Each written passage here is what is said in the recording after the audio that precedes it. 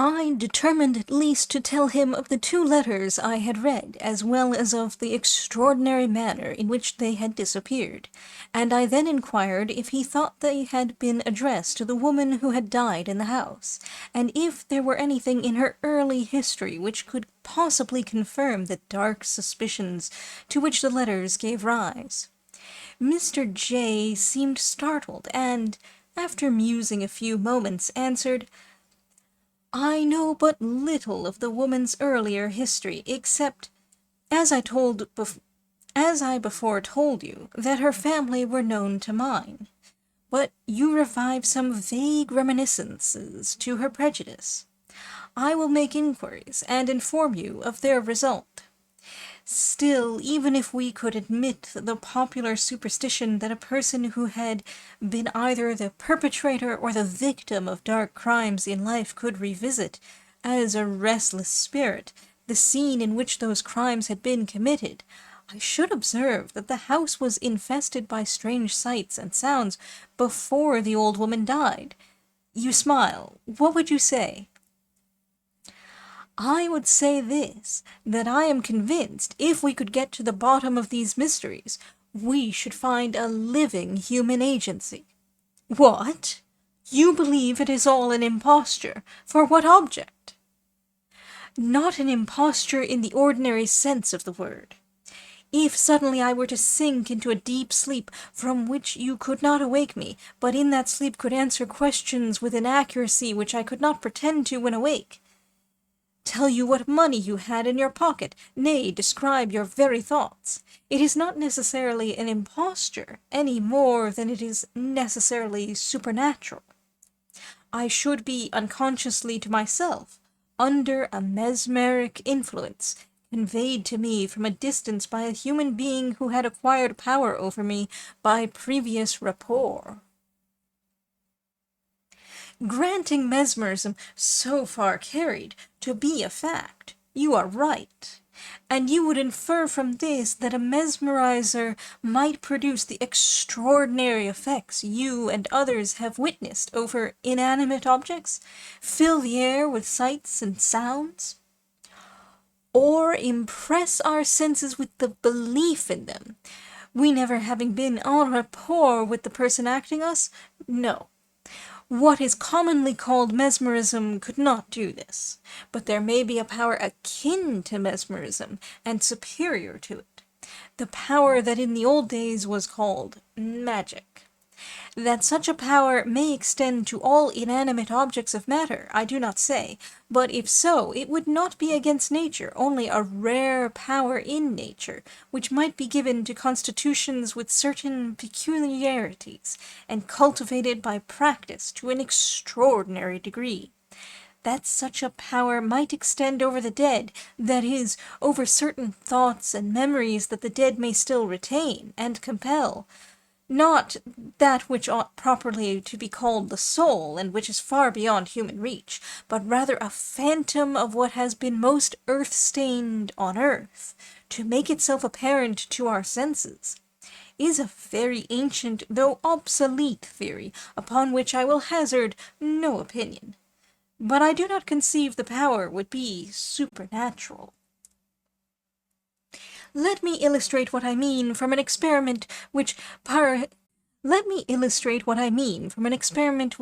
Paracelsus describes as not difficult, and which the author of the Curiosities of Literature cites as credible. A flower perishes. You burn it. Whatever were the elements of that flower while it lived are gone, dispersed, you know not whither. You can never discover nor recollect them, but you can, by chemistry, out of the burnt dust of that flower, raise a spectrum of the flower, just as it seemed in life. It may be the same with the human being. The soul has so much escaped you as the essence or elements of the flower.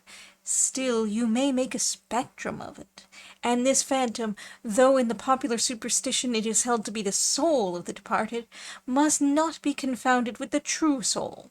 It is but the eidolon of the dead form. Hence, like the best attested stories of ghosts or spirits, the thing that most strikes us is the absence of what we hold to be soul, that is, of superior, emancipated intelligence. They come for little or no object. They seldom speak, if they do come. They utter no ideas above that of an ordinary person on earth. These American spirit seers have published volumes of communications in prose and verse, which they assert to be given in the names of the most illustrious dead, Shakespeare, Bacon, heaven knows whom. Those communications, taking the best, are certainly not a whit of higher order than would be communications from living persons of fair talent and education. They are wondrously inferior to what Bacon, Shakespeare, and Plato said and wrote when on earth. Nor, what is more notable, do they ever contain an idea that was not on the earth before.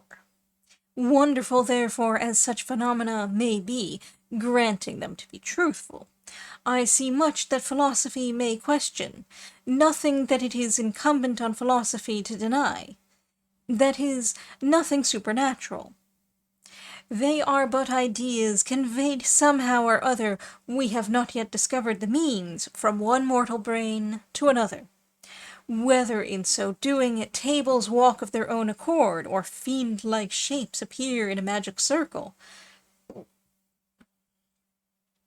or bodiless hands rise and remove material objects, or a thing of darkness, such as presented itself to me, freeze our blood, still am I persuaded that these are but agencies conveyed, as by electric wires, to my own brain from the brain of another.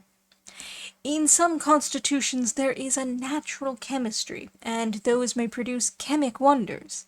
In others a natural fluid, call it electricity, and these produce electric wonders.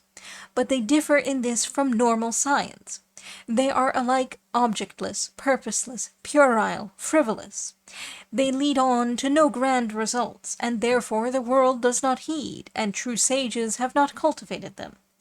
But sure I am that of all I saw or heard a man human as myself was the remote originator, and I believe unconsciously to himself as to the exact effects produced, for this reason. No two persons, you say, have ever told you that they experienced exactly the same thing. Well, observe, no two persons ever experience exactly the same dream. If this were an ordinary imposture, the machinery would be arranged for results that would but little vary. If it were a supernatural agency permitted by the Almighty, it would surely be for some definite end. These phenomena belong to neither class. My persuasion is that they originate in some brain now far distant, that brain had no distinct volition in anything that occurred, that what does occur reflects but its devious, motley, ever-shifting, half-formed thoughts. In short, that it has been but the dreams of such a brain put into action and invested with a semi-substance. That this brain is of immense power, that it can set matter into movement, that it is malignant and destructive, I believe. Some material force must have killed my dog. It might, for aught I know, have sufficed to kill myself, had I been as subjugated by terror as the dog, had my intellect or my spirit given me no countervailing resistance in my will. It killed your dog! That is fearful. Indeed, it is strange that no animal can be induced to stay in that house, not even a cat. Rats and mice are never found in it. The instincts of the brute creation detect influences deadly to their existence. Man's reason has a sense less subtle, because it has a resisting power more supreme. But enough. Do you comprehend my theory? Yes, though imperfectly, and I accept any crotchet, pardon the word, however odd, rather than embrace at once the notion of ghosts and hobgoblins we imbibed in our nurseries. Still, to my unfortunate house, the evil is the same. What on earth can I do with the house? I will tell you what I would do. I am convinced from my own internal feelings that the small, unfurnished room at right angles to the door of the bedroom which I occupied forms a starting point or receptacle for the influences which haunt the house, and I strongly advise you to have the walls opened, the floor removed, nay, the whole room pulled down. I observe that it is detached from the body of the house, built over the small backyard, and could be removed without injury to the rest of the building. And you think if I did that, you would cut off the telegraph wires? Try it. I am so persuaded that I am right, that I will pay half the expense if you will allow me to direct the operations. Nay, I am well able to afford the cost. For the rest, allow me to write to you. About 10 days afterwards, I received a letter from Mr. J, telling me that he had visited the house since I had seen him, that he had found the 2 letters I had described, replaced in the drawer from which I had taken them, that he had read them with misgivings like my own, that he had instituted a cautious inquiry about the woman to whom I rightly conjectured they had been written. It seemed that 36 years ago, a year before the date of the letters, she had married against the wish of her relatives an American of very suspicious character. In fact, he was generally believed to have been a pirate. She herself was the daughter of very respectable tradespeople, and had served in the capacity of a nursery governess before her marriage. She had a brother, a widower, who was considered wealthy, and who had 1 child of about 6 years old. A month after the marriage, the body of this brother was found in the Thames, near London Bridge. There seemed some marks of violence about his throat, but they were not deemed sufficient to warrant the inquest in any other verdict than that of found drowned.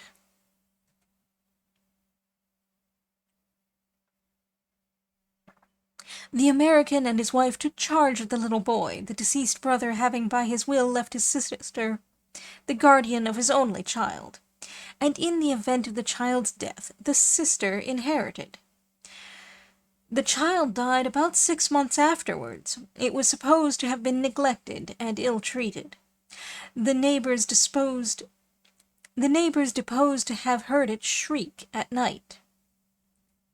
The surgeon who had examined it after death said that it was emaciated as if from want of nourishment, and the body was covered with livid bruises. It seemed that one winter night the child had sought to escape, crept out into the backyard, tried to scale the wall, fallen back exhausted, and been found at morning on the stones in a dying state. But though there was some evidence of cruelty, there was none of murder, and the aunt and her husband had sought to palliate cruelty by alleging the exceeding stubbornness and perversity of the child, who was declared to be half-witted. Be that as it may, at the orphan's death the aunt inherited her brother's fortune. Before the first wedded year was out, the American quitted England abruptly and never returned to it. He obtained a cruising vessel, which was lost in the Atlantic 2 years afterwards. The widow was left in affluence, but reverses of various kinds had befallen her. A bank broke, an investment failed. She went into a small business and became insolvent. Then she entered into service, sinking lower and lower, from housekeeper down to maid of all work, never long retaining a place, though nothing peculiar against her character was ever alleged. She was considered sober, honest, and peculiarly quiet in her ways. Still, nothing prospered with her, and so she had dropped into the workhouse, from which Mr. J had taken her, to be placed in charge of the very house which she had rented as mistress in the first year of her wedded life. Mr. J added that he had passed an hour alone in the unfurnished room which I had urged him to destroy, and that his impressions of dread while there were so great, though he had neither heard nor seen anything, that he was eager to have the walls bared and the floors removed, as I had suggested. He had engaged persons for the work, and would commence any day I would name. The day was accordingly fixed. I repaired to the haunted house. We went into the blind, dreary room, took up the skirting, and then the floors. Under the rafters, covered with rubbish, was found a trap-door, quite large enough to admit a man. It was closely nailed down, with clamps and rivets of iron. On removing these, we descended into a room below, the existence of which had never been suspected. In this room there had been a window and a flue, but they had been bricked over, evidently for many years. By the help of candles we examined this place. It still retained some mouldering furniture, 3 chairs, an oak settle, a table, all of the fashion of about 80 years ago. There was a chest of drawers against the wall, in which we found half-rotted away, old-fashioned articles of a man's dress, such as might have been worn 80 or 100 years ago by a gentleman of some rank. Costly steel buckles and buttons, like those yet worn in court dresses, a handsome court sword, in a waistcoat which had once been rich with gold lace, but which was now blackened and foul with damp. We found 5 guineas, a few silver coins, and an ivory ticket, probably for some place of entertainment long since passed away. But our main discovery was in a kind of iron safe fixed to the wall, the lock of which it cost us much trouble to get picked. In this safe were 3 shelves and 2 small drawers. Ranged on the shelves were several small bottles of crystal, hermetically stopped. They contained colorless volatile essences, of what nature I shall say no more than that they were not poisons. Phosphor and ammonia entered into some of them. There were also some very curious glass tubes, and a small pointed rod of iron, with a large lump of rock crystal, and another of amber, also a lodestone of great power. In one of the drawers we found a miniature portrait set in gold, and retaining the freshness of its colors most remarkably, considering the length of time it had probably been there.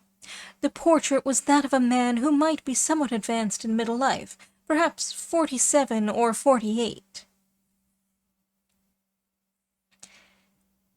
It was a most peculiar face, a most impressive face. If you could fancy some mighty serpent transformed into a man,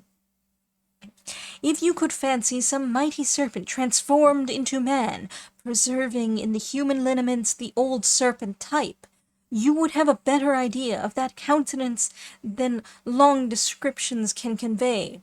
The width and flatness of frontal, the tapering elegance of contour disguising the strength of the deadly jaw, the long, large, terrible eye, glittering and green as the emerald, and withal a certain ruthless calm, as if from the consciousness of an immense power. The strange thing was this: the instant I saw the miniature, I recognized a startling likeness to one of the rarest portraits in the world. The portrait of a man of a rank only below that of royalty, who in his own day had made a considerable noise. History says little or nothing of him, but search the correspondence of his contemporaries, and you find reference to his wild daring, his bold profligacy, his restless spirit, his taste for the occult sciences. While still in the meridian of life he died and was buried, so say the chronicles, in a foreign land. He died in time to escape the grasp of the law, for he was accused of crimes which would have given him to the headsman.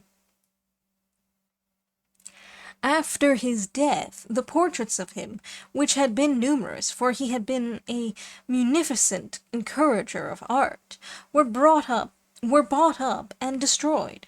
It was supposed by his heirs, who might have been glad could they have raised his very name from their splendid line. He had enjoyed a vast wealth. A large portion of this was believed to have been embezzled by a favorite astrologer or soothsayer. At all events, it had unaccountably vanished at the time of his death. One portrait alone of him was supposed to have escaped the general destruction. I had seen it in the house of a collector some months before. It had made on me a wonderful impression, as it does on all who behold it, a face never to be forgotten, and there was that face in the miniature that lay within my hand. True that in the miniature the man was a few years older than in the portrait I had seen, or than the original was even at the time of his death, but a few years! Why, between the date in which flourished that direful noble and the date in which the miniature was evidently painted, there was an interval of more than 2 centuries.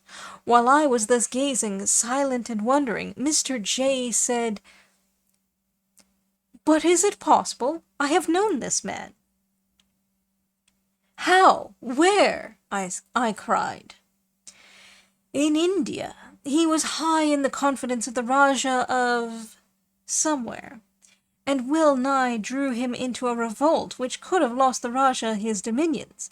The man was a Frenchman, his name De V, clever, bold, lawless.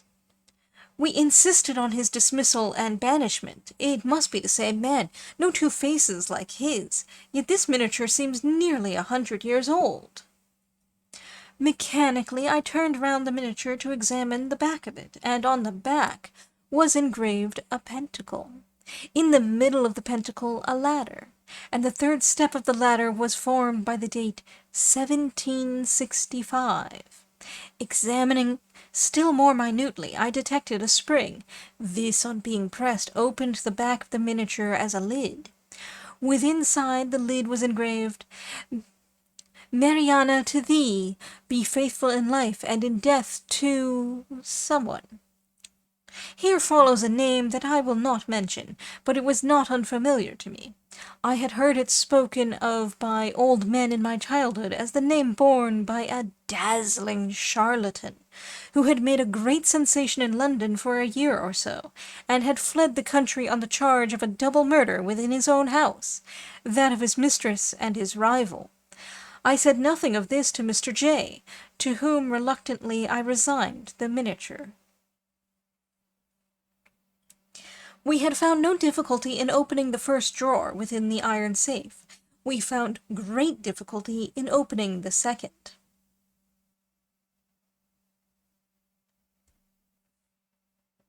It was not locked, but it resisted all efforts till we inserted in the chinks the edge of a chisel. When we had thus drawn it forth, we found a very singular apparatus in the nicest order. Upon a small thin book, or rather tablet, was placed a saucer of crystal. This saucer was filled with a clear liquid.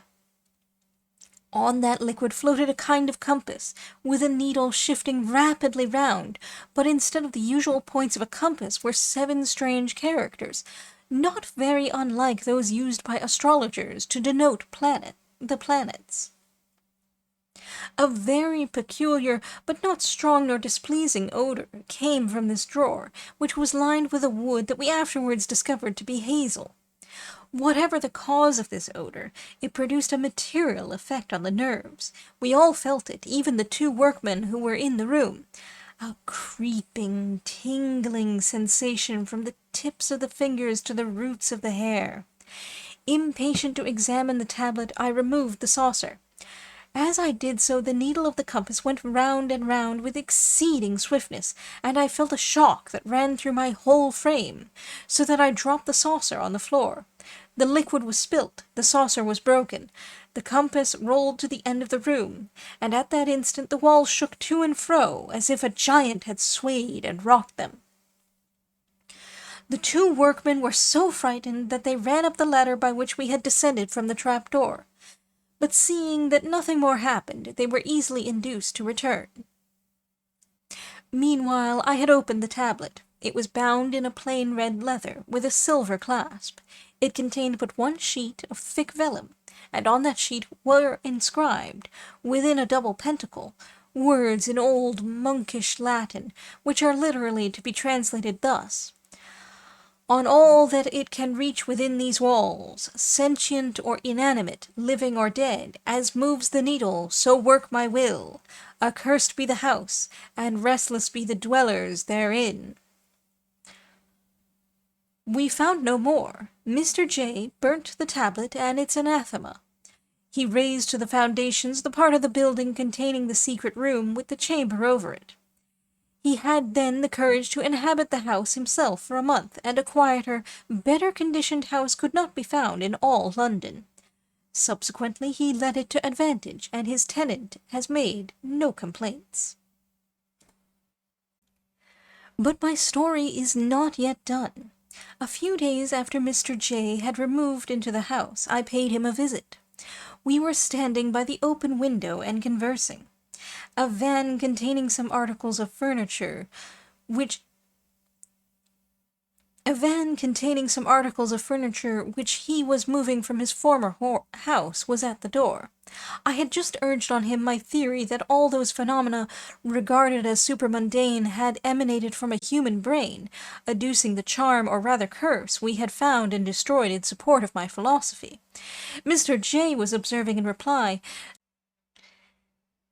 that even if mesmerism, or whatever analogous power it might be called, could really thus work in the absence of the operator, and produce effects so extraordinary, still could those effects continue when the operator himself was dead? And if the spell had been wrought, and indeed the room walled up, more than 70 years ago, the probability was that the operator had long since departed this life. Mr. J., I say, was thus answering, when I caught hold of his arm and pointed to the street below. A well-dressed man had crossed from the opposite side, and was accosting the carrier in charge of the van. His face, as he stood, was exactly fronting our window. It was the face of the miniature we had discovered.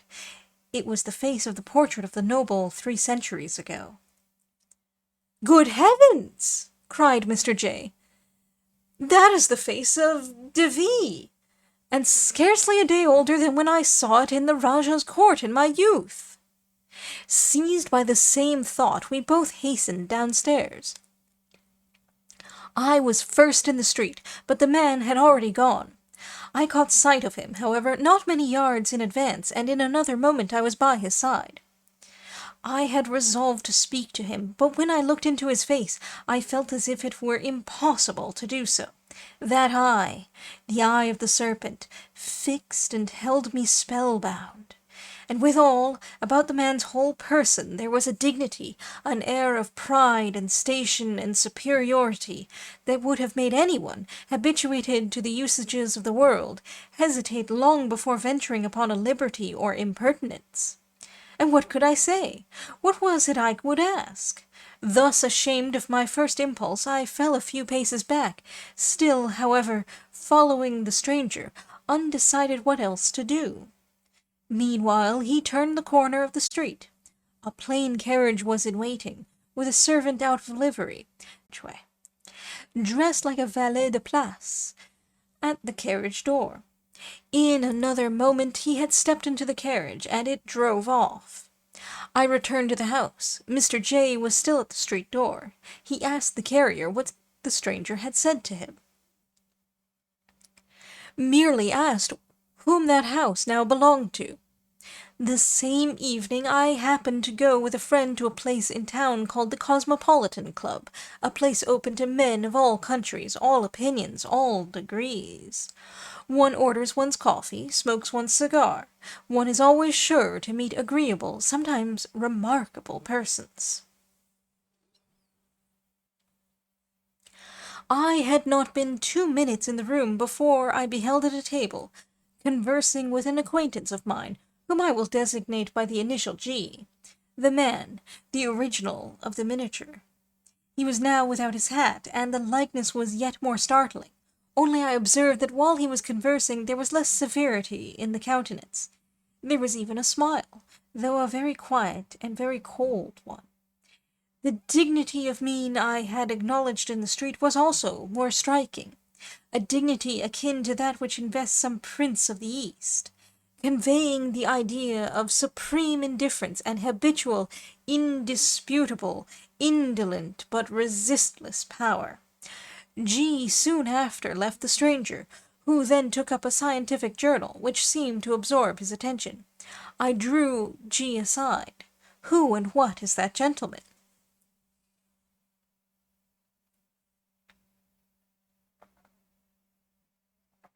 That? Oh, a very remarkable man indeed. I met him last year amidst the caves of Petra, the scriptural Edom. He is the best Oriental scholar I know. We joined company, had an adventure with robbers, in which he showed a coolness that saved our lives. Afterwards he invited me to spend a day with him in a house he had bought at Damascus. A house buried amongst almond blossoms and roses, the most beautiful thing. He had lived there for some years, quite as an Oriental, in grand style. I half suspect he is a renegade, immensely rich, very odd. By the by, a great mesmerizer. I have seen him with my own eyes produce an effect on inanimate things. If you take a letter from your pocket and throw it to the other end of the room, he will order it to come to his feet, and you will see the letter wriggle itself along the floor till it has obeyed his command. 'Pon my honour, 'tis true. I have seen him affect even the weather, disperse or collect clouds, by means of a glass tube or wand, but he does not like talking of these matters to strangers. He has only just arrived in England, says he has not been here for a great many years. Let me introduce him to you." "Certainly. He is English, then. What is his name?" "Oh, a very homely one, Richards." "And what is his birth, his family?" "How do I know? What does it signify? No doubt some parvenu, but rich, so infernally rich." G drew me up to the stranger, and the introduction was effected. The manners of Mr. Richards were not those of an adventurous traveller. Travellers are in general constitutionally gifted with high animal spirits. They are talkative, eager, imperious. Mr. Richards was calm and subdued in tone, with manners which were made distant by the loftiness of punctilious courtesy, the manners of a former age. I observed that the English he spoke was not exactly of our day. I should even have said that the accent was slightly foreign. But then Mr. Richards remarked that he had been little in the habit for many years of speaking in his native tongue. The conversation fell upon the changes in the aspect of London since he had last visited our metropolis. G then glanced off to the moral changes, literary, social, political, the great men who were removed from the stage within the last 20 years, the new great men who were coming on. In all this Mr. Richards evinced no interest. He had evidently read none of our living authors, and seemed scarcely acquainted by name with our younger statesmen. Once and only once he laughed. It was when G asked him whether he had any thoughts of getting into Parliament. And the laugh was inward, sarcastic, sinister. A sneer raised into a laugh. After a few minutes G left us to talk to some other acquaintances who had just lounged into the room, and I then said quietly, "I have seen a miniature of you, Mr. Richards, in the house you once inhabited, and perhaps built, if not wholly, at least in part, in such street. You passed by that house this morning." Not till I had finished did I raise my eyes to his, and then his fixed my gaze so steadfastly that I could not withdraw it. Those fascinating serpent eyes. But involuntarily, and if the words that translated my thought were dragged from me, I added in a low whisper, "I have been a student in the mysteries of life and nature. Of those mysteries I have known the occult professors. I have the right to speak to you thus." And I uttered a certain password. "Well," said he dryly, "I concede the right. What would you ask?" "To what extent human will in certain temperaments can extend?" "To what extent can thought extend? Think, and before you draw breath, you are in China." "True, but my thought has no power in China." "Give it expression, and it may have. You may write down a thought which, sooner or later, may alter the whole condition of China. What is a law but a thought? Therefore thought is infinite. Therefore thought has power, not in proportion to its value. A bad thought may make a bad law as potent as a good thought can make a good one. Yes, what you say confirms my own theory. Through invisible currents, one human brain may transmit its ideas to other human brains with the same rapidity as a thought promulgated by visible means. And as thought is imperishable, as it leaves its stamp behind it in the natural world even when the thinker has passed out of this world, so the thought of the living may have power to rouse up and revive the thoughts of the dead, such as those thoughts were in life, though the thought of the living cannot reach the thoughts which the dead now may entertain. Is it not so? I decline to answer if, in my judgment, thought has the limit you would fix to it. But proceed. You have a special question you wish to put. Intense malignity in an intense will, engendered in a peculiar temperament, and aided by natural means within the reach of science, may produce effects like those ascribed of old to evil magic. It might thus haunt the walls of a human habitation, with spectral revivals of all guilty thoughts and guilty deeds once conceived and done within those walls, all, in short, with which the evil will claims rapport and affinity, imperfect, incoherent, fragmentary snatches, as the old dramas acted therein years ago. Thoughts thus crossing each other haphazard, as in the nightmare of a vision, growing up into phantom sights and sounds, and all serving to create horror, not because those sights and sounds are really visitations from a world without, but that they are ghastly, monstrous renewals of what have been in this world itself, set into malignant play by a malignant mortal. And it is through the material agency of that human brain that these things would acquire even a human power, would strike as with the shock of electricity, and might kill, if the thought of the person assailed did not rise superior to the dignity of the original assailer, might kill the most powerful animal if unnerved by fear, but not injure the feeblest man if, while his flesh crept, his mind stood out fearless. Thus, when in old stories we read of a magician rent to pieces by the fiends he had evoked, or still more, in Eastern legends, that one magician succeeds by arts in destroying another, there may be so far truth, that a material being has clothed, from its own evil propensities, certain elements and fluids, usually quiescent or harmless, with awful shape and terrific force, just as the lightning that had lain hidden and innocent in the cloud becomes by natural law suddenly visible, takes a distinct shape to the eye, and can strike destruction on the object to which it is attracted. You are not without glimpses of a very mighty secret, said Mr. Richards composedly. According to your view, could a mortal obtain the power you speak of, he would necessarily be a malignant and evil being. If the power were exercised, as I have said, most malignant and most evil, though I believe in the ancient traditions that he could not injure the good. His will could only injure those with whom it has established an affinity, or over whom it forces unresisted sway. I will now imagine an example that may be within the laws of nature, yet seem wild as the fables of a bewildered monk.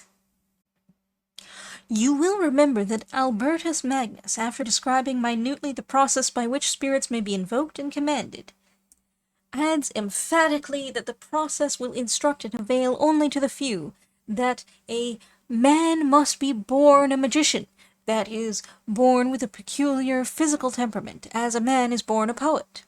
Rarely are men in whose constitution lurks this occult power of the highest order of intellect. Usually in the intellect there is some twist, perversity, or disease, but on the other hand, they must possess, to an astonishing degree, the faculty to concentrate thought on a single object, the energic faculty that we call will. Therefore, though their intellect be not sound, it is exceedingly forcible for the attainment of what it desires. I will imagine such a person, preeminently gifted with this constitution and its concomitant forces. I will place him in the loftier grades of society. I will suppose his desires emphatically those of the sensualist. He has therefore a strong love of life. He is an absolute egotist. His will is concentrated in himself. He has fierce passions. He knows no enduring, no holy affections, but he can covet eagerly what for the moment he desires. He can hate implacably what opposes itself to his objects. He can commit fearful crimes, yet feel small remorse. He resorts rather to curses upon others than to penitence for his misdeeds. Circumstances to which his constitution guides him lead him to a rare knowledge of the natural secrets which may serve his egotism. He is a close observer where his passions encourage observation. He is a minute calculator, not from love of truth, but where love of self sharpens his faculties. Therefore he can be a man of science. I suppose such a being, having by experience learned the power of his arts over others, trying what may be the power of will over his own frame, and studying all that in natural philosophy may increase that power. He loves life, he dreads death, he wills to live on. He cannot restore himself to youth, he cannot entirely stay the progress of death, he cannot make himself immortal in the flesh and blood, but he may arrest for a time so prolonged as to appear incredible, if I said it, that hardening of the parts which constitutes old age. A year may age him no more than an hour ages another. His intense will, scientifically trained into system, operates, in short, over the wear and tear of his own frame. He lives on. That he may not seem a portent and a miracle, he dies from time to time, seemingly to certain persons. Having schemed the transfer of a wealth that suffices to his wants, he disappears from one corner of the world, and contrives that his obsequies shall be celebrated. He reappears at another corner of the world, where he resides undetected, and does not revisit the scenes of his former career till all who could remember his features are no more. He would be profoundly miserable if he had affections. He has none but for himself. No good man would accept his longevity, and to no men, good or bad, would he or could he communicate its true secret. Such a man might exist. Such a man as I have described I see now before me. Duke of somewhere, in the court of somewhere, dividing time between lust and brawl, alchemists and wizards, again in the last century, charlatan and criminal, with name less noble, domiciled in the house at which you gazed today, and flying from the law you had outraged, none knew whither. Traveller once more revisiting London, with the same earthly passions which filled your heart when races now no more walked through yonder streets. Outlaw from the school of all the nobler and diviner mystics, execrable image of life in death and death in life, I warn you back from the cities and homes of healthful men, back to the ruins of departed empires, back to the deserts of nature unredeemed. There answered me a whisper so musical, so potently musical, that it seemed to enter into my whole being and subdue me despite myself. Thus it said, I have sought one like you for the last 100 years. Now I have found you. We part not till I know what I desire. The vision that sees through the past and cleaves through the veils of the future is in you at this hour, never before, never to come again. The vision of no puling fantastic girl, of no sick-bed somnambule, but of a strong man with a vigorous brain. Soar and look forth. As he spoke, I felt as if I rose out of myself upon eagle wings. All the weight seemed gone from air. Roofless the room, roofless the dome of space. I was not in the body, where I knew not, but aloft over time, over earth. Again I heard the melodious whisper. You say right. I have mastered great secrets by the power of will.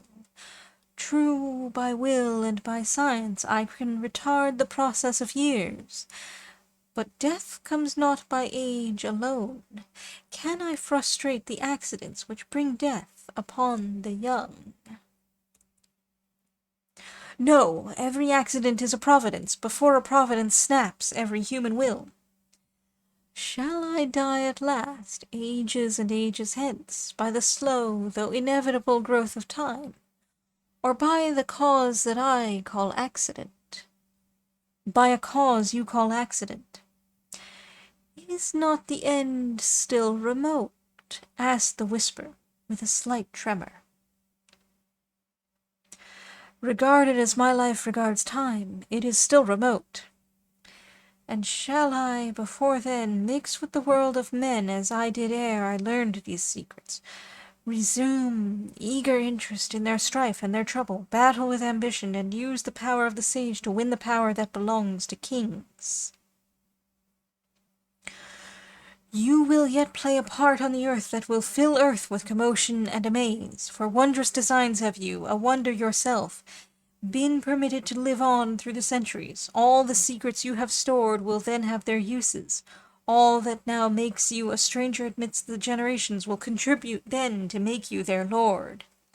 As the trees and the straws are drawn into a whirlpool, as the trees and the straws are drawn into a whirlpool, as they spin round, are sucked to the deep, and again tossed aloft by the eddies, so shall races and thrones be plucked into the charm of your vortex.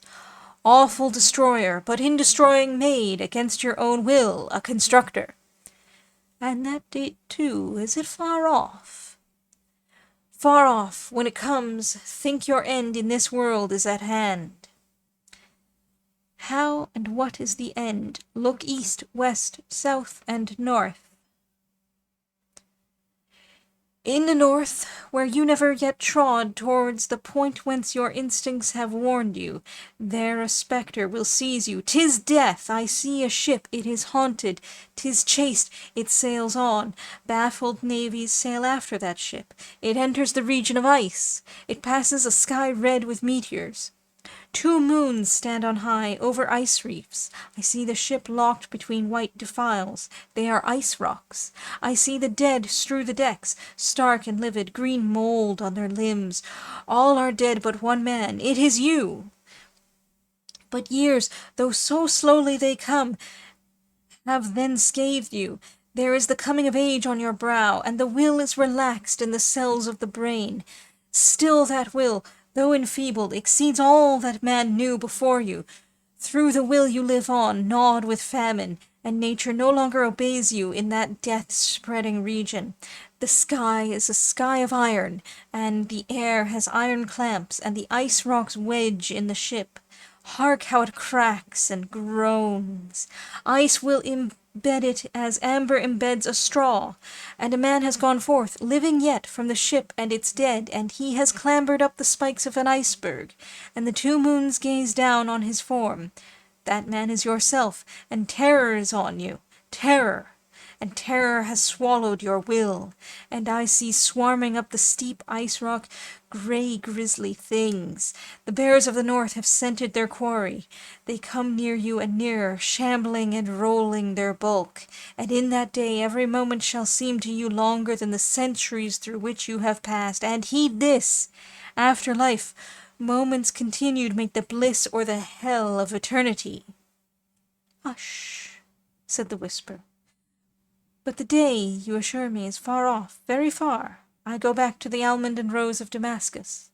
Sleep. The room swam before my eyes. I became insensible. When I recovered, I found G, holding my hand and smiling. He said, "You, who have always declared yourself proof against mesmerism, have succumbed at last to my friend Richards." "Where is Richards?" "Gone. When you passed into a trance, saying quietly to me, 'Your friend will not wake for an hour,' I asked as collectedly as I could where Mr. Richards lodged. 'At the Trafalgar Hotel.' 'Give me your arm,' said I to G. 'Let us call on him. I have something to say. When we arrived at the hotel, we were told that Mr. Richards had returned 20 minutes before, paid his bill, left directions with his servant, a Greek, to pack his effects and proceed to Malta by the steamer that should leave Southampton the next day. Mr. Richards had merely said of his own movements that he had visits to pay in the neighbourhood of London, and he was uncertain whether he should be able to reach Southampton in time for that steamer. If not, he should follow in the next one. The waiter asked me my name. On my informing him, he gave me a note that Mr. Richards had left for me, in case I called. The note was as follows. I wished you to utter what was in your mind. You obeyed. I have therefore established power over you. For 3 months from this day you can communicate to no living man what has passed between us. You cannot even show this note to the friend by your side. During 3 months, silence complete as to me and mine. Do you doubt my power to lay on you this command? Try to disobey me. At the end of the 3rd month, the spell is raised. For the rest, I spare you. I shall visit your grave a year and a day after it has received you. So ends this strange story, which I ask no one to believe. I write it down exactly 3 months after I received the above note. I could not write it before, nor could I show to G, in spite of his urgent request, the note which I read under the gas-lamp by his side. FINIS.